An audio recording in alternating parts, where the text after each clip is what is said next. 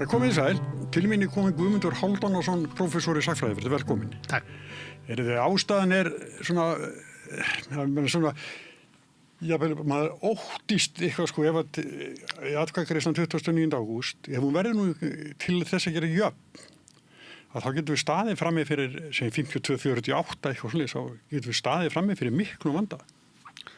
Já, ég sjálfur sér þessi atkvæðagreiðsla núna í ágúst er í sjálfur sér ekki atkvæðagreiðsla eitt eða neitt. Nei. Það bara atkvæðagreiðsla hvort að við á að ganga til að ljúka þessu samningu sem var farið að stað með hérna 2010. Þannig að það er ekki, orðaða kannski þannig að það er ekki beint svona hughrestandi að það skuli vekja svona mikla tilfinningar. Já. Hvað gerist þá ef að þetta verður samþykkt og hvernig sem að svo atkvæðagreiðsla fer að þegar að samningur liggur fyrir og það verður greið atkvæði hann. Það gæti orðið dálítið ókvæðanlegt, sem sagt, hvernig tekist verður á það. Já. Fyrst að tekist á með svona með þessum hætti þessa atkvæðagreiðslu. Já, það er ekki langt síðan, eða nokkur ár síðan að við vorum með þjóðaratkvæðagreiðslu nýju stjórnarskrána eða afurðin frá stjórnlagaráði en hún hafði ekkert að segja í rauninni, hún hefði ekkert lagalegt gildi, ekkert í stjórnarskrá en eitt sem að studda hana, en það var henni bara ítt til hliðar. Já. Það af því að samkvæmt stjórnarskrá lýðveldisins er ekki hægt að breyta stjórnarskráni nema á einn hátt og þjóðaratkvæðagreiðsla breyti því ekki, en hún hefði átt að vera, hún var hugsuð þannig að hún var í þá leiðbeinandi fyrir þá þingið en þingið sagði bara nei, að þetta hefur ekkert að segja og svona skildi sér bak við það að þáttaka í atkvæðagreiðslunum var frekar lítil. Já, það var bara svona, við skulum láta kurt liggja, sko. Já. En í þessu tilviki, að eins og segi, það verður atkvæðagreiðsla nú í ágúst það hvort við höfum að halda þessu samningaferli áfram. Þetta var eitthvað sem að andstæðingar aðildar kröfðust síðast þegar gengi var til samninga við Evrópusambandið og ég hef alltaf sagt að það sé hálf fáránlegt að greiða atkvæði eitthvað sem við vitum ekki hvað það er auðvitað mjög mikilvægt að greiða atkvæði samning ef hann liggur fyrir. En þetta var sem sagt niðurstaðan og sjálfur sér þá mun, ef þetta verður samþykkt, þá mun samninganefndin hafa þó meira umboð. En við erum bara átt okkur á því að þessi atkvæðagreiðsla snýst ekki það hvort að við erum gangið í Evrópusambandið ekki, það snýst það hvort að við eigum að ljúka þessum samningum eða ekki og það er þetta mjög eðlilegt að hvernig sem allt veldur á móti því að ganga inn í Evrópusambandið sé á móti því, ég meina það er bara eðlilegt að þeir vilja eða tímanum í eitthvað sem hvort er tilbúin alltaf að segja nei. En það er talsvert stór hópur manna sem að segir, vill kíkja í pakkan svo sagt segir að það sé ekki alveg ljóst og þeir sé ekki samfærður að það sé ekki að ná ákveðnum samningum ákveðnum hluti sem telja mikilvæga hér og þeir vilja láta á það reyna. Þannig að við erum bara, eins og ég segi, ef það verður mjög naum meiri hluti sem að styður það að halda áfram með þessa samninga, þá þurfa nú samningarnir vera ansi ákvæði til þess að þeir eru nokkru möguleika til að vera samþykktir í þjóðaratkvæðagreiðslu, það er ljóst. Já, ég hef aðeins verið að lesa sem að menn sögðu út af EES-samningnum sín tíma. Já. Og þingmenn á þeim tíma þeir spáðu bara dauð og djöfli. Já. Að það kæmi hérna og myndi ríksu upp fiskimiðinn, taka orku, auðlindirnar á okkur og Já, það sem sagt, það hefur alltaf verið í íslenskri umræðu. Það hefur verið mjög mikið tregða við það að ganga inn í alþjóðlegt samstarf. Og meira að segja þá voru Íslendingar ekki tilbúnir til þess að gera stofnaðilega að Sameinuðu þjóðunum. Gengur þú í þeim við fyrsta tækifæri inn í Sameinuðu þjóðunar en það var mikil andstæða við NATO-aðild. Miklu meiri heldur en í nágrannlöndunum og EFTA, það var mikið landstæða við inngöngu EFTA, það var mikið landstæða við EES-samningin. Allt þetta snýst það að Íslendingar mjög viðkvæmir fyrir því sem er þeirra fullveldi og ég segi og hefur haldið því fram lengi að þetta helgist alveg mikið að því að hvernig við lítum á og hvernig við túlkum okkar sögu. Við sjáum okkar sögu sem svona eiginlega sönnun fyrir því að þjóðin sé alltaf hamingjusömust, ríkust og öflugust þegar við erum alveg sjálfstæð, ekki undir neinum valdi erlendra þjóða og erlendra konunga.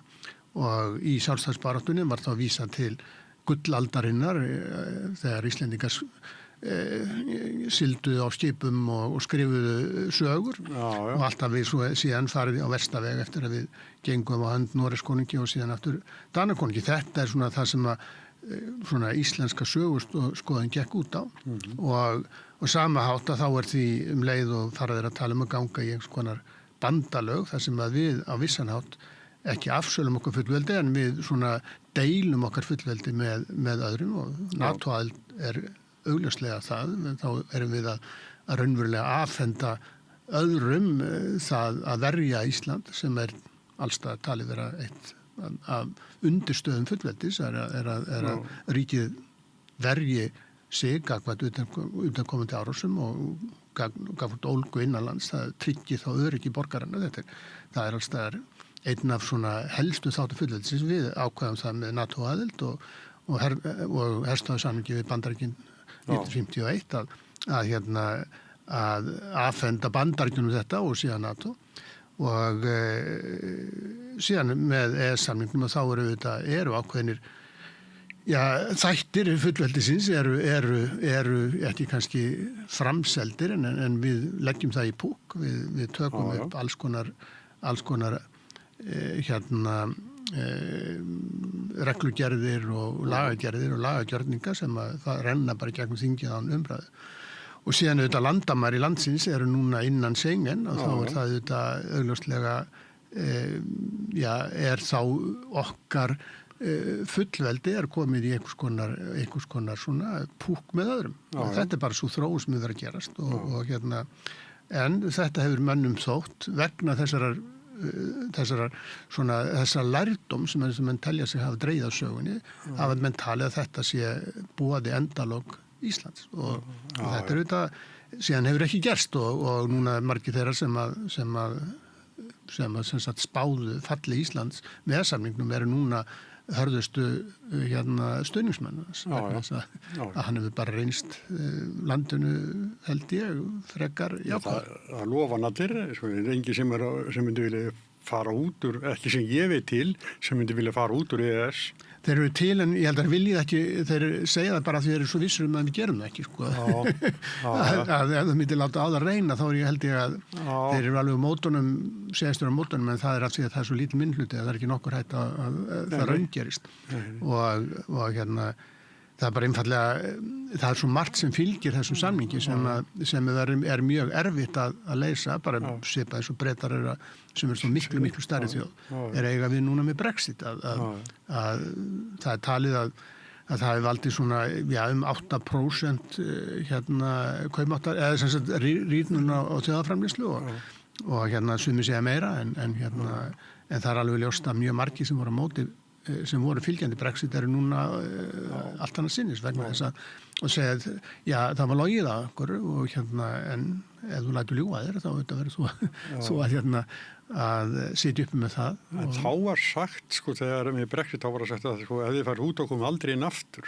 Já, ég þarf auðvitað geta breyta sóttum aftur en þeir kom aldrei til með að eiga jafn auðvelt með að koma inn eins og ráttu þegar þeir fóru inn vegna þess að þeir fóru út og það auðvitað olli svona ákveðnum sárindum og bara klofin þjóð og ef þú ferð inn aftur þá gerur það út frá einhverju neyð og ef einhver bankar upp á í neyð þá er samningsstaða þín ekki eins góð eins og menn vilja endilega fá þín.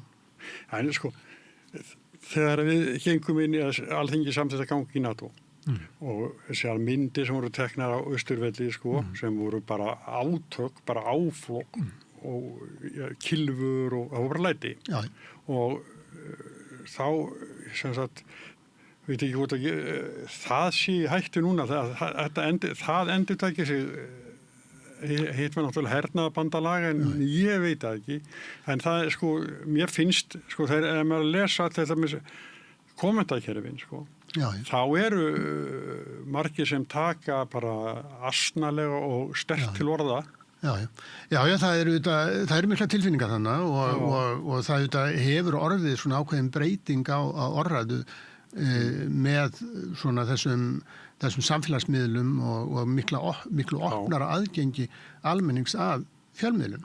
Hér áður fyrir var þetta allt mjög föstum skorðum. Það voru ritstjórnir sem að stýrðu því algjörlega hverju gátu staðið upp á stokk og sagt eitthvað og þessar ritstjórnir voru mjög vandari virðingu sinni og svona vildu hafa þetta allt saman í frekar föstum skorðum. Það alveg búin leiðin tíð og þetta, ég meina, einkennir auðvitað stjórnmála umræðu allstaðar í heiminum og ekki bara í Íslandi. Ég var hérna þingfréttamaður á DV þegar þetta var og Jónas Kristjánsson, þetta var afskaplega einfalt, sko. Það var allir flokkar jafna aðgangu að DV og alltaf jafn langt. Það eru bara 20 cm eitthvað, bara á hvern. Þetta var bara það sem var mjög uppálagt að skilja engan eftir. Nei. Sko lýðræði gengur út af það að við berum virðingu fyrir skoðunum annara og það getur ekki gengið öðruvísi. Við sjáum það til dæmis, við tökum til dæmis Svíþjóð þegar þeir gengu í Evrópusambandið, þá var bara frekar nött á mununum það hvort það væri samþykkt eða ekki. Það var samþykkt og núna eru bara Svíar alveg sáttur við þá niðurstöðu og þannig að hvað sem að gerist þá verður það að vera þannig en maður hefur svona ákveðnar efasemdir en eins og sagðir áðan að þá voru stór orð látin falla þegar að við samþykktum samninginn og síðan bara fjall allt í ljúf og löð, sko, þannig að við höfum bara sjá til en það frekar óþægilegt að fylgjast með þessu, það þetta óþægilegt þegar menn með morðhótanir og ásaka aðra svik og landráð vegna skoðana sinna. Það ekki gott. Nei. En það svolítið þannig og eins og þú segir, með þess að mikla aðgengi að öðru fólki með samfélagsmiðlunum, að þá eru sumir sem kunna sér ekki hófs. Það bara þannig. Nei, ég meina, sko, lýðræði bara mjög brothætt fyrirbæri og menn segja stundum, mér finnst stundum að eina leiðin til þess að kveða niður svona þessa hægri öfgastefnu sem að núna veður upp í Evrópu og Íslandi að það sé að eitthvað að þeir komist í stjórn og við sjáum hvað gerist í Bandaríkjunum að það ekki eins og að Trump sé farsæll forseti, ég meina það allt niður við sig vegna þess að hann bara mjög slakur stjórnmálamaður hann er duglegur að sækja atkvæði en hann kann ekki stjórna og þannig held ég að sé mjög víða þessir menn sem að lofa svona alltaf bara lofa gull og grænum skógum að þegar þessi gull og grænum skógar kom ekki en þetta var líka sagt 1933, ég meina nasistar komust í valda í Þýskalandi ekki í krafti atkvæðamagns, þeir voru með 1/3 atkvæða og fylgi virtist vera á niðurleið en við veitum hvernig fór þannig að þetta bara þannig að lýðræðið brothætt og það þarf ekkert endilega mjög mikið til þess að kveða það ekki. Já, talandi Trump, hvað græddi hann á árásinni á Íran? Ekkert. Ég meina, þetta var algjört feigðarflan vegna þess að hann lét bara Netanyahu plata sig og allir hans ráðgjafar sem að hafa eitthvað vitað á þessum málum að þeir rálunum frá þessu en hann gerði bara tókus ákvörðun samt og hún situr hann upp með þá ákvörðun að það má kallast gott ef hann nær samningum við Írani sem eru eitthvað skárri heldur en samningarnir sem að Obama gerir 2015 sem að Trump breif síðan upp 2017 þannig að því það voru svo hrikalega vondi samningar að hans sögn og ef þeir ná þeim þá verður bara til að vera sloppið þannig að og það ef að sem sagt Bandaríkjamenn ekki ráðist á Íran núna þá hefði stjórnin sjálfsagt fallið svona hálfu árið eða svo hún var orðin mjög völt í sessi vegna andstöðu og vegna bara þess að fólk var orðið leitt á þeim efnahagslegu remmingum sem að gengið hefði núna virðist flest benda til þess að það verið dregið úr öllum þessum viðskiptaþvingunum og stjórnin situr. Og jafnvel ennþá harðari heldur maður fyrir. Þannig að þetta alveg svona alveg óskiljanlegt. Fagnar sigri við hverju. Já, það bara yfirlýsingar sko, en sem sagt, það sem að gera það verkum er svona ákveðna bjartsýni gagnvart Bandaríkjunum það að Trump á ekki nema þá eftir rúm 2 ár. Þannig að, og þetta virðist alltaf, bandaríska lýðræði virðist alltaf standast, en sagan, hún hræðir að þeir sem að svona hafa þessar þengingar ef þú komast til valda þá kippa þeir oft úr sambandi þessu lýðræðislega kerfi. Orbán reyndi að gera það í Ungverjalandi og endanum var hann steypt, þannig að við skulum sjá til. Lýðræði kannski vonandi er hérna lífseigar. En hann var til að viðurkenna ósigur sínum. Já. Hann bara, mér finnst bara gott hvernig hann tók þessu. Já, hann hérna bæði var nú auðvitað ósigurinn svo augljós. Já, reyndar. Hérna svo bara, ég meina, Trump er auðvitað alveg sérstakt fyrirbæri, sko, sem að þetta er bara hluti af hans svona sálarlífi, að við get ekki viðurkennt hérna tap og það er honum bara útilokað og það höfða til sumar, ég meina, hann sigraði í kosningunum 2024. En svo eru þingkosningar í haust sem að gætu breytt stöðans. Ég hef sjálfst til með að gera það, sko, en það er bara búið að fikta svo mikið í þessu bandaríska kosningakerfi að það er mjög ólíklegt að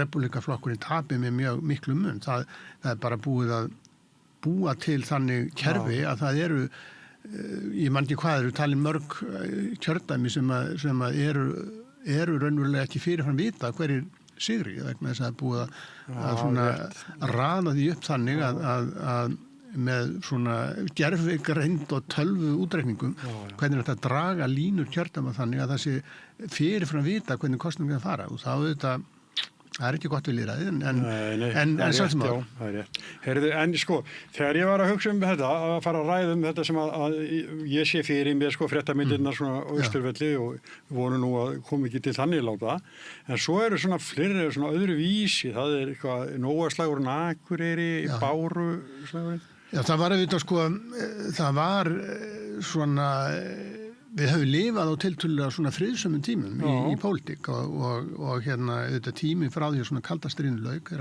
eftir að sá svona þau átök þeim lauk svona í byrjun 10. áratugarins á síðustu öld að það hefur verið tiltölulega friðsamt í pólitíkinni svona og það er svona þessar rosalega tilfinningaríku fylkingar sem að ásöku hver aðrum landráð og selja landið og kommunisma og fasisma og það er svona einhvern veginn það sljákkaði í því en við gætum verið að ganga inn í nýja slíka tíma og það er ekki bara Evrópusambandið, það er líka umræður innflytjendamál sem að víða svona vekja þessar tilfinningar og við erum komin þannig núna að við erum, það eru svona kannski 20% Íslendinga eða 20% þeirra sem búa á Íslandi eru innflytjendur. Við eyðum mesta púðrun í að ræða hérna þessa örfáu hérna hælisleitendur sem er ekki nema 100-200 ári en við tölum ekki þessa 70.000 sem eru hérna og þáttakendur í okkar lífi bara okkar lífi að hérna þetta gæti og mun örugglega að valda ef að eitthvað fyrir harðn og dalnum þá getur þetta valdi líka mjög miklum svona ívað svona þessa ólgu og við erum líka átt okkur að því að ef við göngum í Evrópusambandið, skulum segja að það gerist, að þá eru ýmsar blíkur á lofti í stjórnmálum Evrópu, þar sem að hægri flokkar, öfgaflokkar eru mjög á uppleið. En Evrópusambandið er ekkit svona, einhver svona bara, við getum ekki búist því það alltaf eins. Vistu sjálfur? Nei.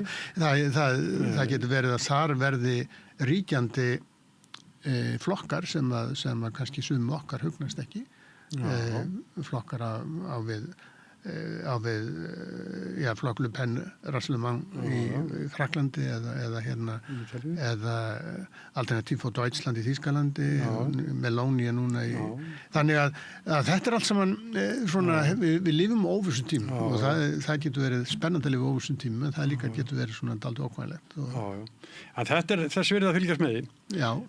En sko í pólitíkinni heima gleymum því ekki að þar eru tveir flokkar. Já. Samfylking og Viðreisn sem að eru svona aðildarsinnar, skiljum við segja, ákveðnir. Og það bara talsverður minnihluti í pólitíkinni. Sko stjórnarlandslægið á Íslandi mjög óvenjulegt og ég held að hluta til megi skýra það með þessu sem ég var að segja áðan með svona þessa íslensku söguskoðun. En það sem sérstaklega óvenjulegt það að svona þessi svona hófsami hægriflokkur, kallaði svo að sjálfstæðisflokkurinn, að svona þessi sem á engan hátt fram að þessu geta flokkast sem öfgaflokkur á nefn hátt. Það eru kannski ýmsir þar inni sem að því sjálfstæðisflokkurinn var þessi breiði hægriflokkur sem að náði yfir svona alveg frá miðjunni og svona ístilhægri, það er kannski svolítið breyst. En yfirleitt allstaðar í nágrannalöndunum meira að segja í Bretlandi þar sem að var íhaldsflokkurinn í Brexit-kosningunum var forysta flokksins á móti Brexit. Þó að mjög margir kjósendur hafi síðan kosið með Brexit. Að sjálfstæðisflokkurinn í Íslandi hefur allatíð verið á móti inngöngu í Evrópusambandið og svo að hann hafi stutt samninginn þó svona með semingi og hefur sumleiti verið allsjóðlega sinnaður flokkur. Það var skiptitill. Já, það má segja. Að flokkurinn skuli vera svona andsnúð því vegna þess og að Íslands svona viðskipta líf sem að allstaðar hefur verið, allstaðar í Evrópu mjög fylgjandi þessu bandalagi vegna þess að það opnar markaðinn og svona dregur og viðskipta hindrunum. Þannig eru þetta ákveðni hagsmunir örugglega í húfi og sérstaklega í útgerðinni að þetta sérstakt. En það sem líka dálítið sérstakt það hversu margir af kjósendum, svo veist, ef að allir kjósendur þessara flokka sem eru á móti myndu vera sama sinnis og forystan talar, að þá myndi þetta ekki vera spurning. Samkvæmt skoðanakönnunum núna hvað stjórnum með svona 40% stuðning og það stjórnarflokkarnir, þessi tveir flokkar eru kannski í skoðanakönnunum með svona 35-40%. En samt sem áður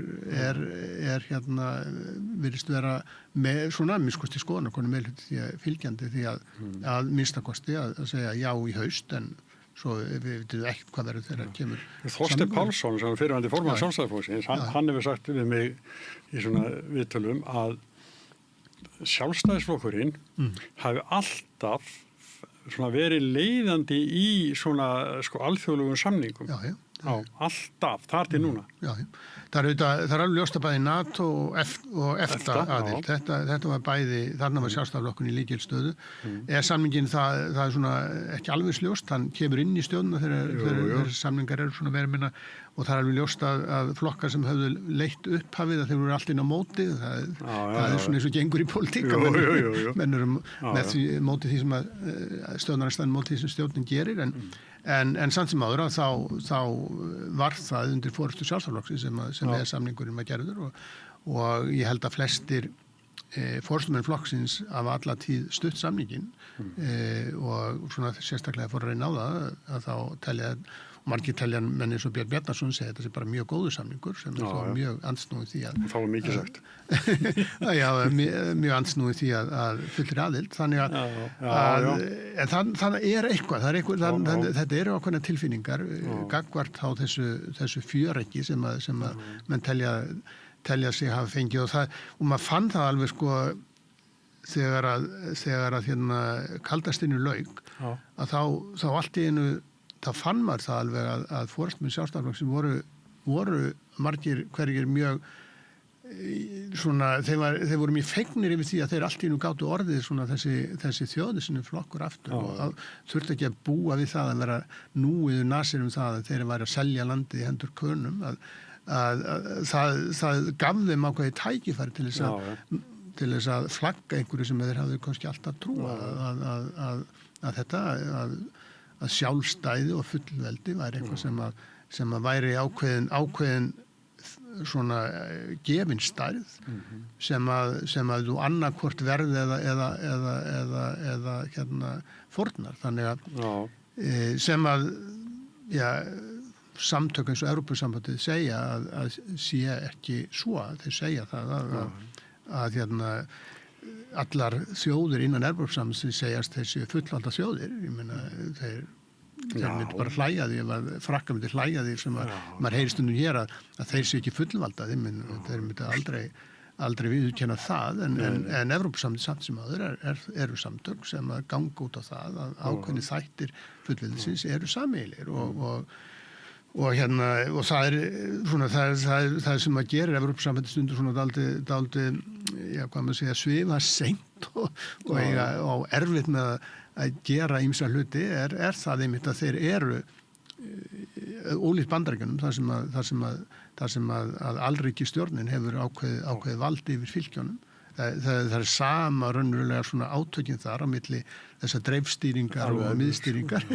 En í Evrópusambandinu þetta alveg ljóst að ríkin eru fullvalda og það þarf að þess vegna þetta endalausi samningar um að ná svona niðurstöðu og ef Ísland kemur hann inn sem að ég ekkert endilega vissum að það verður endilega Evrópusambandinu til góðs að þá hafa öll þessi ríki ákveðina möguleika til þess að stíga á bremsu ef það er eitthvað sem að þeim líkar ekki og þannig að hérna svona þannig Evrópusambandið byggt upp og það verður fróðlegt ef Íslendingar ganga inn hvernig þeir taka á því sérstaklega ef að hér komast í valda ef að þetta heldur áfram þannig að Sjálfstæðisflokkur og Framsóknarflokkur verði algjörlega á móti aðild að þá einhvern tíma komast í stjórn þannig að þetta er allt saman þetta eru svona spurningar sem við þurfum að takast á við en það verður eins og segi það eru sumir sem halda því fram að það sé alveg gefið hvernig þessi niðurstaða samningu Evrópusambandið verði og ef það var í þannig að þá var nú sennilega ekki svo mikið mótið í að hérna við séum að ganga inn í þessa vegferð ég held að það svona bendi til þess að þetta sé nú kannski ekki alveg gefið ef það var alveg gefið að við fáum ekkert út úr þessu samningum að þá myndu þeir sem að er á móti aðild segja ok, endilega semjið og svo verður það bara fellt þannig að það verður fróðlegt að sjá hvað gerist ef að því að ég er svona grunum að Evrópusambandið sé svona spenntara fyrir okkur núna heldur en var 2010 mér reynist Já, það er svo margt sem hefur breyst það er þetta fyrsta lagi þá var það skömm eftir hrun þannig að svo líka lega landsins Já, það er 2010 það er skömm eftir hrun og það var kannski ekki endilega mikið svona traust gagnvart Íslandi og þá vorum við svona sumanhætt á hnjánum skriðinn og vilja komast í skjól. Það er aldrei gott í samningsaðstöðu. Síðan auðvitað með núna með þeim breytingum sem hafa vorið á NATO og afstöðu Bandaríkjanna til NATO að þá er lega Íslands ekki lengur bara eitthvað sem að Bandaríkin vilja, það er líka en síðan aftur eru það nákvæðin prinsip sem Evrópusambandið getur ekki gefið eftir og þannig það snúast í samningar að hvað eru tilbúinir til þess að hvað geta þeir gefið eftir og hvað eru tilbúinir til að gefa eftir og hversu mikið langar það til þess að fá okkur inn og það verður áhugavert að sjá hvað kemur út úr því en fyrst erum við að samþykkja það ganga í þessa vegferð. Ég vil það. Já, ég er Evrópusinni og er ekkert að fela það en hérna ég er það ekki út af því að ég telja við græðum eitthvað óskaplega fjárhagslega. Ég bara tel að þetta samstarf hafi skapað friðsamlegri heim En ég mun auðvitað sætta mig við þá niðurstöðu sem verður. Ég meina það er ekkert annað í boði og ég er alltaf ekki að standa í að reka áróður í eina áttir aðri. Nei, ekki heldur, alls ekki sko. Nei, það er bara fréttamenn og sem sagt blaðamenn og hérna fræðimenn eiga ekki að standa í áróðri, þeir eiga að standa í því að koma eiginlega aðstoða fólk til þess að taka svona rökrétta niðurstöðu. Þegar ég bað þau að koma hérna þá vissi ég ekkert afstöðuna til Nei, ég eins og segi ég hef verið Evrópusinni síðan á 10. áratugnum og það er bara mín afstaða en ég bara skil mjög vel og ég reyndar svolítið erfitt með að skilja þetta upplifn núna sko að því að hérna og ég er ekki alveg vissum sko hver niðurstaðan er ég held að sé ekki endilega klókt hjá þeim sem eru á móti aðild að eyða svo miklu púðri núna. Ég held að það sé betra þannig svona keep you powder dry eins og sagt betra en við erum að sjá til að það hefur verið svo stórkostlegar yfirlýsingar núna ef að það reynast ekki rökum reist þá dregur það úr svona þínu svona slagkrafti skoðana en eins og ég segi ég óttast svona hörð átök Já, það er auðvitað eitthvað til að óttast af því að lýðræði gengur út af það eins og ég segi, þú verður að sætta þig við það að þú verður stundum halláka í deilum og hérna en ég getur líka sagt að innganga þessara mörgu ríkja sem gengu Evrópusambandið þannig að lokaldastísis að það voru mikil átök í þeim löndum sem leiddu ekki til upplausnar en við búum að sumleita öðrum tími núna. Það eru svona meiri það er heiftúari deilur núna heldur en áður voru og svona og óbilgjarnari og þetta kemur fram í svona bara hvernig þingmenn til dæmis tala hvern annan þannig ef við viljum verja þetta fjörug okkar þá verðum við að gera svo vel að hafa fyrir því. Herru Bjallarhingir, næsta atriði Rauðabórsins býður þetta að komast til loftið en Guðmundur Hálfdanarson þakka kærlega fyrir komuna. Takk. Og sæla sinni.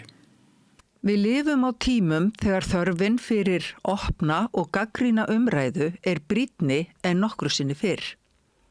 Ég heiti Ólína Kjerúlf Þorvarðardóttir og ég styð og vel samstöðina, sjálfstæðan og óháðan fjölmiðil.